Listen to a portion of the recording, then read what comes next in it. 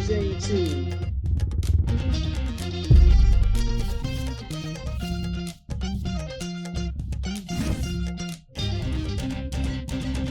Oi, oi, Brasil! É fevereiro, já é época de carnaval e eu queria te dar as boas-vindas para mais um episódio do SingularCast, temporada número 2. Estou aqui com uma pessoa que eu conheço literalmente de outros carnavais, né? Conheço essa figuraça que está aqui desde a época que a gente vai falar, tá bom? Que eu não vou falar quantos anos atrás, mas vocês não vão conseguir deduzir. Desde a época em que eu era residente de clínica médica, para você ter uma ideia. Então, está aqui comigo Pedro Melcop, um aluno nosso aprovado em cirurgia geral na USP de Ribeirão. Vamos lá, você prefere Pedro ou você prefere Melcop? Como é que a gente vai te apresentar aí para as pessoas? Tanto faz. Tanto faz? Então vamos de Pedro, né? Que é assim que eu te chamo, então vamos de Uhum. Pedro. Pedro, primeira coisa, muito obrigado por você ter vindo aqui, tá? Aqui com a gente, está justamente compartilhando a sua história, que com certeza tem alguém ali em casa que está escutando, que tem uma angústia, tem alguma coisa que as palavrinhas que a gente vai dar hoje vai ajudar essa pessoa, com certeza. Então, primeira Uhum. coisa, muito obrigado. De nada, eu também agradeço pelo convite do podcast. Vai ser muito boa a nossa conversa. Muito bom. Então vamos começar assim, ó. Primeiro me conta sua idade, da onde que você é, da onde que você se formou e há quanto tempo você está formado.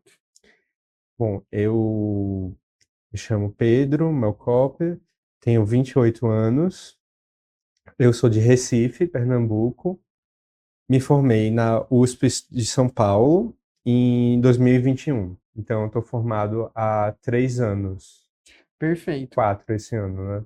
E como eu comentei para as pessoas, você me conheceu na época em que eu era bombeiro, né? Por que que eu era bombeiro? Eu era R2 de clínica médica, num dos estágios mais difíceis do HC, que é a enfermaria do sexto andar. Como é que era a enfermaria do sexto andar, Pedro? Ah, era um estágio bem puxado, mas também era. A gente aprendeu muito de clínica médica nesse estágio. A gente tinha que chegar bem cedo e tínhamos que resolver as pendências junto com os residentes. E eu tava lá, desesperado, R2, puxando meu cabelo com aqueles pacientes que runheravam, entubavam na enfermaria, Dobu, Tanora, tudo aquilo, e eu peguei muito no seu pé. Até me É, surpreende você não ter pegado o ranço de mim, de tanto que eu peguei no seu pé, né? acho que fui eu que você mais pegou no pé, Foi, gente, o foi. interno. É, sim, mas ó, cara, foi muito bom essa experiência pra mim. O contato que eu tive com os internos nesse estágio foi inesquecível. Por isso que eu lembro de todo mundo até hoje, dos internos que passaram. Pois bem, nos formamos. Você tá aí 3 para 4 anos de formado. E como é que foi esse pós-formatura? Você tentou prestar prova desde o começo? Você deu uma pausa? Foi uma pausa programada? Não foi? O que que você me disse? Não, não. Eu tentei cirurgia geral desde que antes de me formar já tinha prestado. E tenho tentado desde então. Então, eu tenho tentado esses 3 anos. Só que tanto no ano que me formei e no ano seguinte, eu prestei só o HC daqui de São Paulo. E ano retrasado e ano passado, eu prestei para mais instituições. Então, não foi uma pausa programada de jeito nenhum. Queria ter passado logo para residência de cirurgia, logo quando eu tinha me formado. Ótimo. E cirurgia geral? Cirurgia geral você quer desde quando? O que que te motivou a escolher cirurgia? Eu quero desde o internato. Foi a experiência nos estágios da faculdade que me mostraram que era a especialidade que eu mais me identificava. Perfeito. Agora vamos pensar na preparação, tá? Por que que esse ano, assim, foi diferente dos outros anos de estudo? Então, assim, vamos falar desde rotina, de ferramenta. Conta pra gente como é que era a sua rotina. Vamos começar daí. Ano passado, o Isso. ano da preparação, basicamente, eu ficava assim, tentando estudar o dia inteiro, todos os dias, exceto quando eu trabalhava. Mas eu estudava, tentava estudar de manhã, de tarde só, e de noite só parando para as refeições e para o exercício físico. Então foi um ano em que eu me concentrei bastante e eu estudei bastante, mais do que nos anos anteriores. Ótimo. E a gente fez um planejamento legal de como Sim. estudar. Então, acho que isso foi algo legal em comparação a 23 para 24. Que, para quem está escutando a gente, o Pedro começou a fazer mentoria comigo no finalzinho de 23 para 24. Eu lembro que você chegou algo desesperado, Aham, perto das provas. Como é que foi sim. isso? Então, eu vi que eu realmente não tinha começado a estudar direito até final do ano passado, estava com muita coisa acumulada e eu resolvi procurar ajuda. E eu vi que o Carlos você era mentor e eu já conhecia você, então eu resolvi procurar essa ajuda. E não tinha pegado o ranço, então, do quinto Não, ano, não, né? Tinha ficado, foi não, bom pegar no seu pé, então, no foi. internato. Ótimo. E daí, 23 para 24, a gente fez o que a gente pôde ali naquele finalzinho, e daí a gente engatou numa preparação diferente, 24 para 25. Ótimo. Então, você falou dos estudos. Quando a gente fala em estudar líquido, cansa muito mais. O que você consegue falar do seu estudo? Você tinha uma forma de estudar, que você tinha não sei, uma mentalidade um pouco diferente. O que que era estudar líquido para você ano passado? Pensando 24 para 25. É, eu acho que é, além de anos anteriores eu tinha me apegado muito a fazer uma quantidade de questões. Ano passado eu já abstrair mais, tentei pegar mais os princípios de cada questão Isso. Uhum. para acertar mais, Isso para mim, abstrair mais. perfeito. Isso para mim é uma grande mudança de chave, tá? Porque tem muito aluno que vem para mim achando que número é documento. E eu falo, não, Matheus, ó, eu fiz ano passado 15 mil questões. Eu falo, tá bom. E daí que você fez 15 mil questões? Para mim, número não diz absolutamente nada. Porque o cara pode fazer muitas questões, está gabaritando as provas antigas, mas quando a gente chega na hora do vamos ver, tem uma dissociação entre o que ele faz em casa e o que ele vai fazer na prova. A gente fez todos os dias. Um dos maiores motivos é a falta de correção crítica, porque ele fica naquela superfície da questão. Então, o que você levantou é, a partir da questão, por mais que eu tenha acertado ou errado, beleza, mas eu pego o que a questão me traz, o tema como um todo, e eu já começo ali a sacar como é que as coisas podem vir para as outras provas, para as outras questões. Sim, antes eu tinha um estudo muito reativo, é o que você falou. A gente tem que fazer um estudo proativo, tem que tentar se antecipar ao que o examinador pode querer perguntar do candidato. Exato, que é uma roleta, né? Então, assim, quem tem mais de 30, aqui eu sei que você não tem mais de 30, mas talvez você lembre da Maísa do Bom Dia e Companhia, né? Então, Lembro. exato, aquela roda que a gente fica torcendo para que caia o PlayStation, mas nunca cai o PlayStation, né? Coitada das crianças. Mas, então, assim, errou uma questão de meningocefalite herpética. Eu adoro dar esse exemplo. Eu não vou ficar ali, né, chovendo no molhado, em só olhar o tratamento. Ah, beleza, ciclovir, Brasil. Por quê? No outro ano, a roleta pode girar e pode cair. Como é que é o líquor? Como é que é a ressonância? Como é que são os achados de EEG na meningocefalite herpética? Então, o aluno, ele desperdiça o momento do aprendizado. Ele fala, putz, ó, aquela questão foi uma questão alerta que falou, cara, você não domina a meningocefalite herpética, bora estudar? Bora fazer um flashcard com conteúdo explicativo com, né, pensando em epidêmio, clínica, diagnóstico, tratamento? É óbvio que isso daqui dá aquele trabalho, né? Não é? Então, assim, É, estudar de uma forma proativa é muito mais trabalhoso. E quando sim. a gente ainda fica naquela mentalidade de número de questão para bater, não vai dar certo. Não vai dar. E a gente Hum. sabe que muita gente continua estudando por número de questão. Eu não vou mentir, fazer questão é uma coisa importante, mas tem que fazer com qualidade, né? Uhum, E então essa virada de chave veio. foi. Ótimo. E o que que você acha assim de corrigir? Corrigir é uma coisa fácil. isso é uma coisa, né, que demanda mais tempo. Você se surpreendeu com o tempo que demorava para a gente fazer um estudo mais proativo? O que você me diz? Eu acho que depende muito do. Assim, um estudo proativo realmente demanda mais tempo, mas vai depender muito do assunto, da questão, das circunstâncias de cada parte do estudo. Perfeito.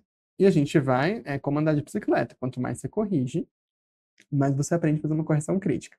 Que fazer correção crítica, gente, não é só a gente colocar até, né? Se eu acertei, se eu errei. Eu preciso Sim, usar aquele substrato e dele gerar um conteúdo, né? sim. Vamos falar de ferramenta de estudo. Teve alguma ferramenta aí que você usou esse ano, que você gostou, que você quer passar aí pra galera? E ele já tá rindo aqui, já tá rindo. Sim, eu gostaria de recomendar os flashcards. Eu juro que não é combinado, tá? Eu sempre faço um debriefing com o candidato antes, né? Com o candidato, ó, eu já tô trocando aqui as palavras. O nosso convidado, e ele sempre fala, Matheus, vamos falar de flashcard? Eu falo, putz, de novo a gente fala de flashcard, que eu sei que o povo aí não aguenta mais falar de flashcard. Mas não tem como, né, Pedro? Tem que falar de Tem que flashcard. falar de flashcard. Eu acho que é compulsório o candidato. Assim, não tem uma ferramenta que seja melhor, na minha opinião, do que o flashcard para memorizar, para estudar, para realmente fazer um estudo proativo. Ainda mais que não é um flashcard que a gente vai pegar de outra pessoa, né? É, os melhores flashcards são os que você mesmo faz, assim, tanto da aula quanto das questões, ou de outra maneira, mas é um flashcard que você mesmo destaca o que é importante. Isso, que dá muito mais trabalho, mas é um investimento muito superior, né? Sim, E assim, a gente, como eu sempre falo, a gente não vai vender na 25 de março, né, o nosso baralho, então a gente pode fazer da forma como melhor se der com a menos. Não precisa ficar preocupado com a estética, mas ele tem que ser funcional. Não, flashcard, regra número um, tem que funcionar, né? Beleza, então o flashcard foi uma mudança aí para você. E olhando 24 para 25, a sua vida, que assim, a gente acha, né, que 23 para 24, né? não, 24 para 25, 24 pegar para o ano 25. passado para agora. Ou a gente também pode falar um pouquinho de um time frame maior, né? A gente acha que quando a gente vai ser aprovado, a vida vai ficar estável pra a gente não vai ter nenhuma dificuldade, a gente não vai ter nada. Que a gente olha, né, aquelas carinhas de vocês, naquele pôster dos aprovados, fala, nossa, a vida deve ter sido um mar de rosas, etc. Teve alguma coisa de diferente na sua vida? Ah, é, do ano passado, do 2023 para 24. Pode ser, ainda mais que a gente pensar numa preparação mais a longo prazo. Então, se a gente pensar, será que o Pedro teve uma vida tranquila, um mar de rosas, ou ele enfrentou dificuldade? Tem alguma que você queira comentar? Ah, sim, eu enfrentei uma depressão, porque por várias questões, e não foi fácil me manter estudando durante esse tempo. Então, eu tive que batalhar questões pessoais para conseguir ter esse desempenho. Perfeito. Isso é uma coisa extremamente interessante, porque a gente idealiza quase como um Capitão América, como um Thor, como qualquer, sei lá, personagem da Marvel, né? Quando a gente vê os aprovados. Mas você vai conversar com o povo, pessoa muito pé no chão, muito esforçada. E vocês já me conhecem, eu não acredito, né, no mindset fixo. A gente tem que ter um mindset de crescimento, sempre. Mas o legal é a gente entender que todo mundo tem as suas próprias batalhas. Não é só porque a gente vai prestar a prova de residência que o universo vai falar, não, o Pedro meu copo já tem muito né, no É, prato dele. Vamos congelar a vida dele? Vamos deixar todas as esferas não, pessoais, família, estagnado? Vamos. Não, não é isso que acontece. Então, você não é o primeiro e com certeza não vai ser o último aluno que vai ter que lidar com questões extra-estudos. E o que pode entrar aqui como extra-estudo? Às vezes a gente vai ter recaída de demência psiquiátrica, às vezes a gente vai ter um diagnóstico de demência psiquiátrica, às vezes a gente vai ter que lidar com luto na família, perda de alguém, né? Um término muito difícil de um relacionamento. Então, assim, são coisas tudo que isso. a vida continua acontecendo. E é óbvio que quando a gente pensa na sua expectativa de vida, vamos pensar aí, vai 95 anos. O que você acha? 95 tá bom? 95 anos? Expectativa de vida ou você quer mais? Não, acho que Mas tá bom. acho que tá bom, né? Assim, né? Os 110, acho que já tá, né? Acho que 95 tá bom, É, né? é pra ir um 100, pra ir um 100, 100. tá bom, vai. Vou dar mais um 100, tá? Não é de Pernambuco a pessoa mais velha do Brasil? Ou eu tô confundindo? Não sei. Gente, me deu branco. Mas Não, tem uma mulher não que acho que tenho. tem 116 É, anos. tem uma mulher que ela virou Gente, a mais velha do mundo, parece. exato, 116. Então vamos pensar, vai uns 100 aninhos aí. Se a gente estiver lá daqui, né, a uns tantos anos, a gente olhar para trás, então vamos pensar, a pessoa que viveu 100 anos, olhar para trás, quanto que de fato da vida de 100 anos, né, de trajetória, corresponde a esse momento que a gente está, que é prestar a prova de residência? É óbvio que prestar a prova de residência é um marco importante na nossa vida profissional. Mas se a gente colocar as coisas em perspectiva, tem muitas outras coisas que acontecem ao longo da nossa vida. A gente casa, tem filhos, a gente conhece pessoas, a gente tem experiências. Então, nós somos seres que a gente transcende essa experiência da residência. Só que isso é fácil da gente olhar quando a gente tem 100 anos. Agora, outra coisa é a gente ter 28, com 3 anos nas costas de tentar, e daí vem, não, olha, esse ano tem que dar. Aí a gente ganha um cenário muito maior. Então, se eu pego uma pessoa que já é predisposta, já tem algo antes, isso pode ser um gatilho para a gente ter uma recaída de uma depressão, a gente ter um diagnóstico psiquiátrico novo. Então, a residência é um pote que faz as coisas ebulirem, né? Sim, com certeza. É, a gente tem que ter essa perspectiva de, de que pensar no longo prazo, que a residência é só uma fase que a gente precisa ultrapassar, passar por essa parte, mas que não é tudo na vida, é uma coisa entre outras. Exato. E é óbvio que através de uma constância, mesmo numa adversidade, a gente deve conseguir manter o estudo. Mas a gente também tem que colocar isso em perspectiva, que às vezes tem alguma outra coisa que vai ter que gerar a nossa atenção. Então, às vezes, a gente vai ter que dedicar nosso esforço, nosso tempo, até nosso dinheiro para uma situação que não está relacionada à residência. E tem muita gente que se culpa por isso, né? Do tipo, putz, eu queria estar estudando, mas aconteceu alguma coisa que eu não consigo. Beleza, vamos fazer o que a gente pode nessa situação. Se não puder muito, tudo bem, foi o que a gente conseguiu ali. Mas isso é legal de você comentar, Pedro, porque tem muita gente que acha que só porque aconteceu alguma coisa, que não consegue sair dessa situação e não consegue ter uma aprovação como você teve. Então, acho que isso é legal da gente comentar. Então, todo mundo tem os seus demônios para batalhar, é o que eu sempre falo. É, então, eu vi muitos dos meus colegas da panela do internato passando por. Eita, meu celular tá ligando. Não tem problema, Vou pode desligar. desligar. Gente, ó, fazer as coisas ao vivo no estúdio é isso, ó. O celular do Dr. Pedro Melcop tocou durante o podcast. Quem é que está ligando pro Dr. Pedro Melcop? Meu pai. Seu pai. Então fala pra, né, a gente tá mandando uma mensagem aqui e eu vou até pedir para não cortarem isso. Vamos deixar no episódio para ser orgânico, porque agora o que tá na moda, Pedro, é coisa orgânica. A gente já mostrar a gravação conforme acontece e as coisas vão indo. Assim que é legal, né, da gente ter tudo isso. Então, a gente estava conversando sobre a parte psiquiátrica, em especial que você tinha falado que outros colegas da sua panela também daí tocou o telefone. Então vamos retomar daí. É, sim, eu vi muitas pessoas indo, continuando na seus estudos, sua preparação para a vida profissional e eu parecia que estava na estaca zero ainda. E isso realmente foi mais um fator para eu me sentir mal. Claro, porque a gente fica se comparando, né? Sim, Tipo, meu Deus, a pessoa tá lá já terminando um R+, às vezes, às vezes né? já terminando no R+. E eu tô aqui, acesso direto, comendo um pouco de abamaçô, né? E a gente fala, meu Deus do céu, o que que eu tô fazendo com a minha vida? Dá vontade de desistir, não dá? Dá vontade de falar, Dá. acho que eu não sou, né? E teve um momento, assim, que você falou, por que que eu não desisto? Bom, eu acho que eu nunca tive esse pensamento, Que bom. porque eu não desisto. Eu sempre mesmo nos meus momentos que eu não estava bem para estudar, eu nunca pensei realmente em desistir. Era o meu foco principal, meu foco único, vamos dizer, passar na residência. Excelente. Uma das dicas que eu sempre dou é o seguinte, ó, se a gente tá de um dia para chorar, um dia para sofrer um luto, beleza. Mas nunca vamos pular 2 dias de estudo. Então, se a gente for falhar, falhe um dia, mas não falha dois, porque quando a gente falha 2 dias, a chance de você retomar no terceiro cai exponencialmente.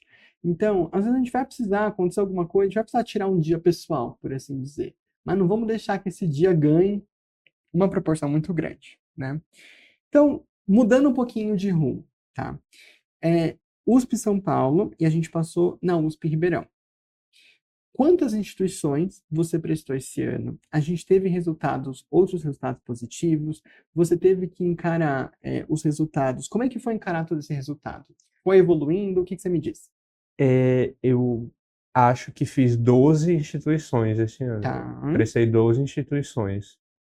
É, E a única que eu definitivamente fui aprovado foi a USP Ribeirão.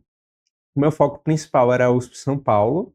Eu queria continuar na instituição onde eu tinha feito a faculdade, mas não tive um resultado bom nessa instituição específica. E, às vezes, a gente fica tão bitolado querendo uma única prova que quando a gente chega lá, a ansiedade bate, sei lá o que que bate, e a gente não consegue É, performar. Porque é isso que eu falo, quanto mais pressão a gente coloca, maior a chance da madeira não aguentar na hora, né, da prova. Então, por isso que a gente prestar mais instituições pode ser uma coisa boa. É óbvio que 12, Pedro, a gente já tinha falado que 12 era excessivo, mas tudo bem, a gente tem um leque um pouquinho maior, é bom. E às vezes a gente idealiza muito as instituições. A gente tem excelentes instituições pelo Brasil todo. Então, é muito doido, às vezes, da nossa parte, a gente restringir. Claro que, às vezes, se isso for um valor, se for algo inegociável, beleza, porque né, ninguém paga suas contas, né? Isso que eu falo para os alunos. Então, você quer uma coisa, não precisa dar satisfação para ninguém. Mas, às vezes, é bom a gente abrir o leque, né? Então, assim, uhum. hoje você está aprovado na USP Ribeirão, que é uma excelente instituição, sonho de muita gente. Como é que foi descobrir isso, assim? Você ficou feliz? Ficou Ah, contraditório? O que que você me diz? fiquei muito feliz. Tão feliz quanto se eu tivesse passado na USP São Paulo. Eu acho que era a segunda ou terceira que eu queria, mas desde que eu vi que era a que eu ia passar, eu já estava tão satisfeito como se fosse. Assim, eu sabia da excelência da USP de Ribeirão, mas foi o momento que eu vi que eu ia passar nela que eu fiquei mais satisfeito.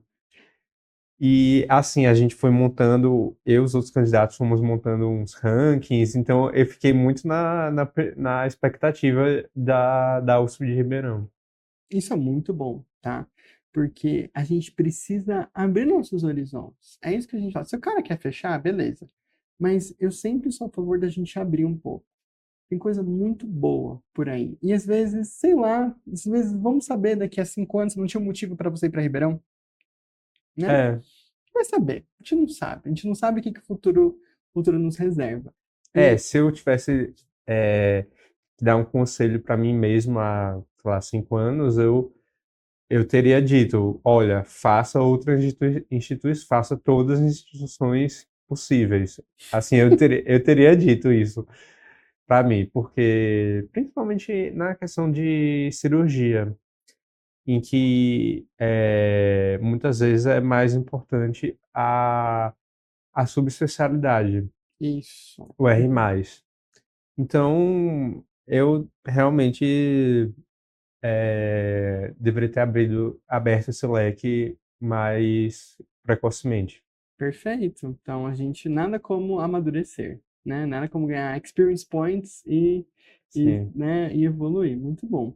Agora, vamos pensar, USP Ribeirão vem com a bomba da segunda fase, que não é fácil.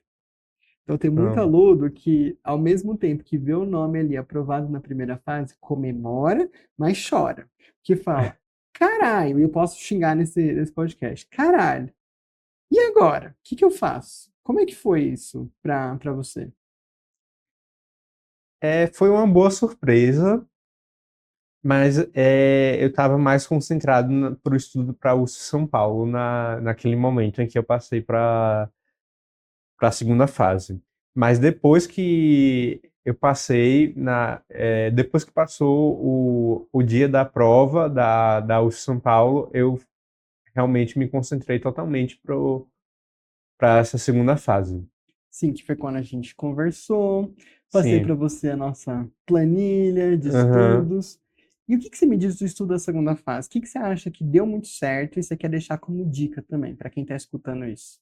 Para alguém que vai fazer uma segunda fase desse tipo de Ribeirão, em que são mais OSCs, uma prova prática desse modo, eu sugeriria fazer o estudo tradicional de fazer simulações com amigos, outras pessoas que vão fazer a prova. Isso a gente fez, eu me reuni com mais dois amigos e fizemos várias simulações, assim, todas as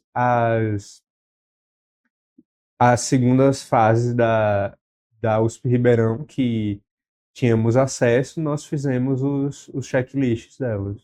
Perfeito. Eu fiz exatamente isso, ó. Isso já vai mostrar quão velho eu sou, porque na minha época, né, quando o São Paulo ainda tinha segunda fase, eu fiz exatamente a mesma coisa. Chamei a galera, a gente ia cada dia na casa de uma pessoa, e daí a gente transformava cômodos em estações. Então a gente fazia uma rodada, que você era examinador, e uma rodada que você era, né, que a Exatamente, gente saía a trocando. gente ia trocando, um era Exato. examinador, outro era candidato, E a gente e preparava. outro era ator. Ah, não. Na nossa, a gente era ator e examinador ao mesmo tempo. Aham. E a gente preparava estações secretas, então ninguém sabia da estação do outro, para É, chegar lá e lascar o coleguinha. Lascar não, né? Mas assim, ele vai errar, mas vai aprender. é isso que a gente fez. Isso é muito bom, porque isso vai tirando a ansiedade, né, da É, hora e tudo. E de material, você usou hands-on, né?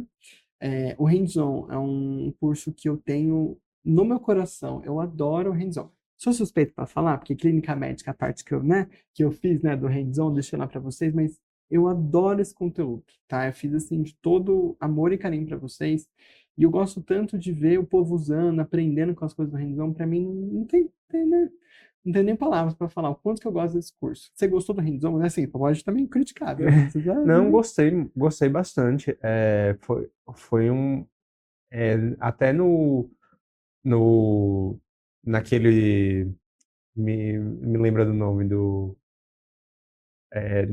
debriefing da prova prática Ah, sim, que o Pedro, para quem está escutando, vocês podem até procurar, a gente fez uma live antes da gente saber quanto que você tinha, né? Na verdade, já tinha é, saído o resultado da segunda fase, é, só que a gente não sabia a lista, não sabia a classificação. A gente chamou você e o Lucas Rosa, vocês vieram aqui. Inclusive, o Lucas Rosa já gravou um podcast com a gente e a gente fez um debriefing de como é que foi a prova prática.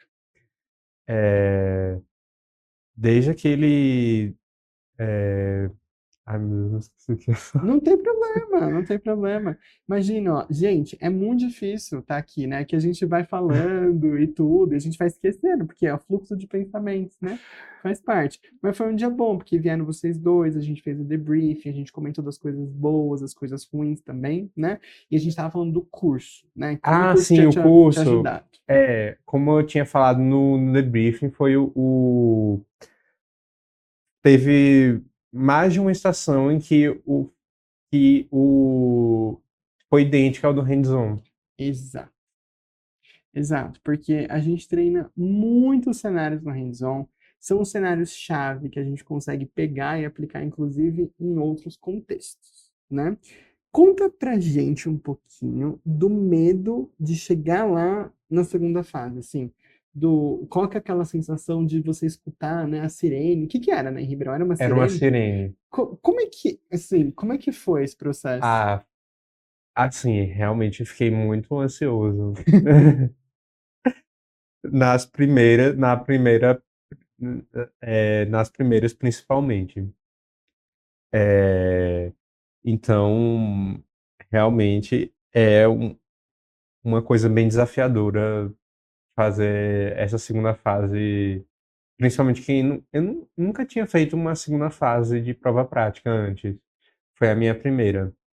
Então, é bom ter esse treinamento para tirar parte do nervosismo antes. Com certeza, quanto mais a gente se expõe, né? Agora, para a gente encaminhar para o nosso fechamento. Qual foi a sensação de você olhar o seu nome ali na lista e falar, carai, passei? Eu acho que foi o sentimento de que tudo valeu a pena. Todos os sacrifícios, todo o estudo que eu fiz no ano realmente tinha valido a pena e estava pagando O aque- suor. o suor, exatamente. Isso. Para mim, essa é uma chave que eu faço questão de mencionar.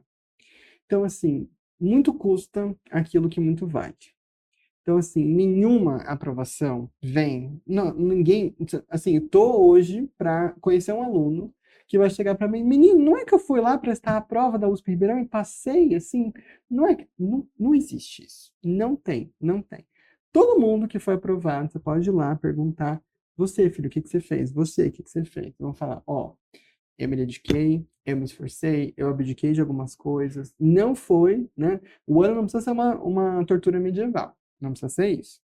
Mas é um ano que a gente tem que falar não. É um ano que a gente tem que colocar a prova como o centro do meu sistema solar. Não precisa ser o centro da galáxia, mas pelo menos o centro do sistema solar precisa ser, para as coisas andarem.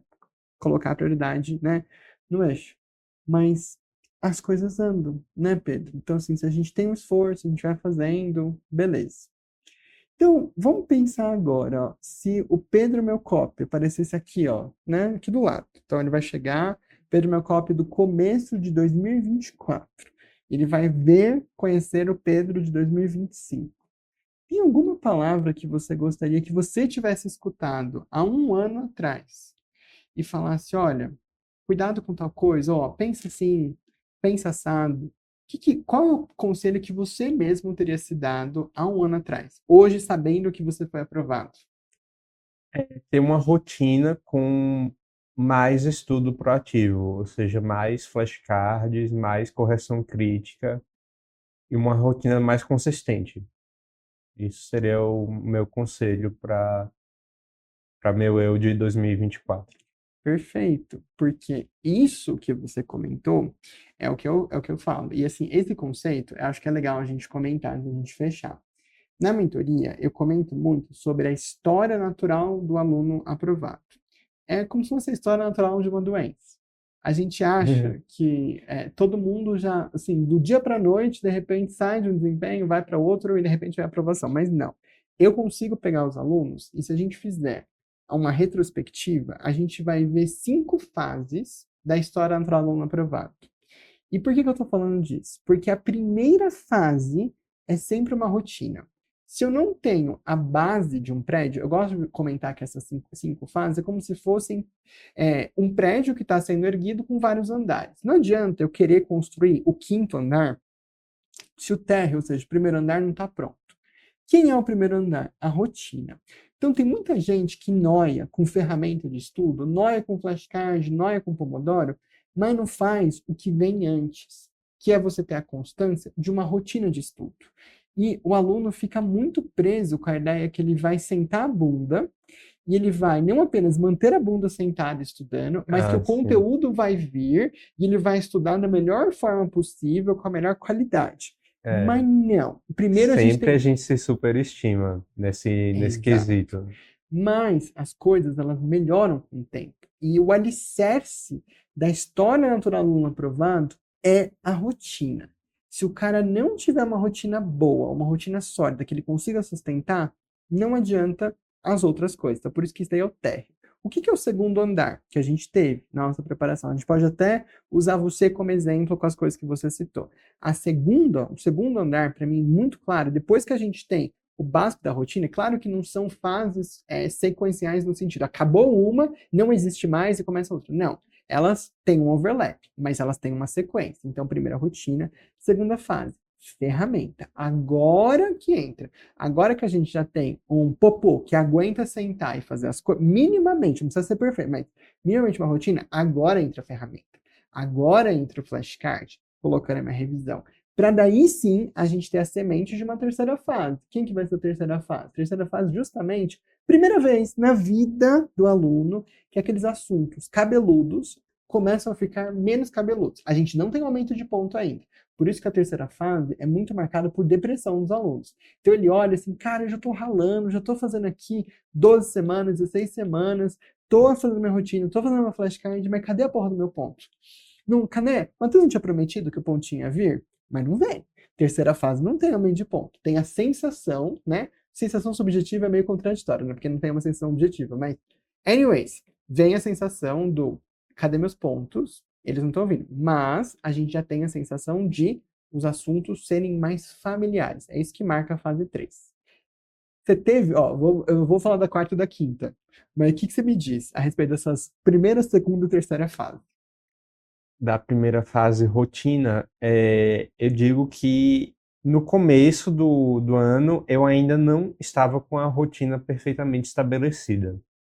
Eu demorei um pouco a engatar, atrasei um pouco no conteúdo, mas depois que eu engatei, eu mantive.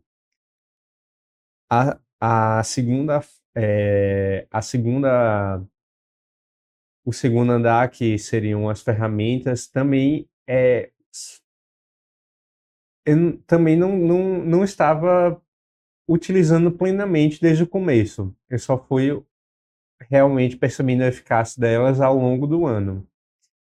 E a terceira parte, que é A sensação que o a assunto vira familiar, mas eu não tenho aumento de ponto ainda. essa sensação realmente aconteceu, porque parece que você estagna em um certo patamar, por exemplo, 70, 75 pontos, e realmente parece que é aquela lei dos esforços inversos. Quanto mais você, assim, para cada ponto ou dos Sim. retornos decrescentes, para cada ponto que você a mais que você faz, você tem que estudar muito mais do que para o ponto anterior. Então, é uma fase que passa, que existe, mas que o candidato deve encarar com naturalidade. Exato, e daí vem a fase 4. Que a gente tem um aumento de desempenho. Ele não é global, tá? Então, a dica para mim, que chegou à fase 4, é quando eu vejo a planilha da mentoria, então ela tá tudo amarelo, aquela meiuca, né? Então, assim, abaixo de 35%, não é mais vermelho na planilha, mas tá a linha amarela. E de repente eu vejo verde, daí volta ao amarelo. Verde, amarelo. Antes não tinha verde, antes era tudo amarelo. De repente começa verde, amarelo, verde, amarelo. Aí já é uma fase 4. Aí a gente já começa a ter uma pipocada, tá? Em geral, em 2 das 5 grandes áreas, né, do acesso direto, né? Pensando no acesso direto, R+, é um pouquinho diferente, que a gente fala, tem alguma coisa que tá vindo. É um prenúncio para depois a gente consolidar numa fase 5, que daí a gente tem um aumento que não é exatamente uniforme, mas ele tende a ser um pouco mais global, que daí casa com aquela nos finalmente do ano. É óbvio que vai variar de uma prova para outra prova. Eu sei que eu já estava indo para o fechamento, né, do podcast, mas daí eu já engatei aqui, já falei um monte de coisa, mas eu não podia deixar de fazer esse vínculo com a história natural não aprovado. Porque eu acho que o que você falou, olha, rotina. E não é à toa que eu falei isso. Porque se o cara não tiver rotina, ele não vai ter alicerce para sustentar ferramenta, para sustentar familiaridade com os temas, fase 3, para sustentar o aumento inicial de pontos, para finalmente o aumento global dos pontos. Ele não vai ter aonde se apoiar. É um prédio que vai cair. E o legal é que o aluno pode retroceder ao longo do ano também. Ele pode estar numa fase, mas se ele perder a rotina, ele perde as coisas que ele Ah, conquistou, sim, com certeza. né? Então, assim, por que você tá dando essa risada, hein, Ah, Pedro? porque aconteceu alguns momentos em que eu deixei um pouco a rotina e vejo que para acelerar de novo para o meu desempenho anterior é difícil. Sim, é muito fácil a gente sair do trilho É, e é muito difícil a gente retomar, tá? Principalmente se as pessoas não seguirem aquela dica. Um dia, beleza, mas não pula 2. Porque quando você pula 2, pula 3, pula 4, fica muito fácil. É. né? Não tem nem como. Chega de falar, Matheus, eu falei muita coisa, né? Já tô aqui já.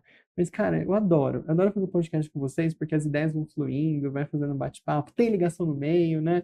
Tem É. riso, tem um monte de coisa, isso faz parte. Então, Pedro, queria mais uma vez agradecer a sua presença aqui, ter tido a coragem, realmente, assim, de vir aqui contar a sua história, falar as coisas, porque tem muita gente que fica com vergonha, né? Porque, Uhum.